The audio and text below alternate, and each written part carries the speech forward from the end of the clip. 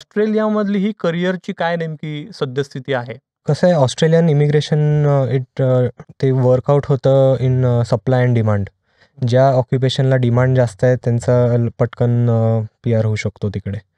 ज्या वेळेला इंजिनियर्स हवे असतात त्या इंजिनियर्सचं लवकर होतं. ज्या वेळेला ट्रेड ऑक्युपेशन्स हवे असतात जसे कार्पेंटर्स, प्लंबर्स, इलेक्ट्रिशियन्स, आता हे तिकडं लायसन्स ट्रेड असतात आणि त्यांना ठराविक एक्झाम द्यायला लागतं तिकडे यायला.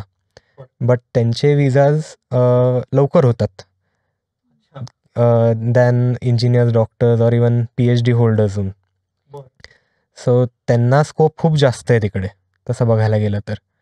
फक्त तुम्हाला इंग्लिशवरती जास्त काम करायला लागतं if you are coming from that background.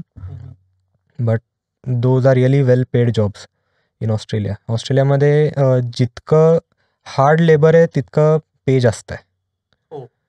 म्हणजे तुम्ही IT आणि इंजिनिअरिंग केलं म्हणजे तुम्हाला तिकडं पेही तेवढाच मिळेल असं काही नाही. मला वाटतं हा मुद्दा महत्त्वाचा, म्हणजे श्रमप्रतिष्ठा कुठेतरी आहे असं आपण म्हणू शकतो. आणि तिथे कुठलाच जॉब असा कमी आणि जास्त म्हणजे लेवल अशी ठरवली जात नाही.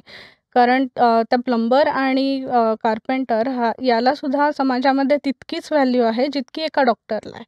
सो असं कुठेच होत नाही त्यामध्ये की कमी शिकलेला आहे किंवा व्हॉटएव्हर.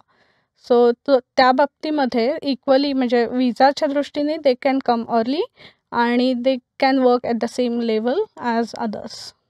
तर हा एक खूप तो इंडिया आणि ऑस्ट्रेलियामधला हा एक मेजर फरक जाणवू शकतो. अगदीच.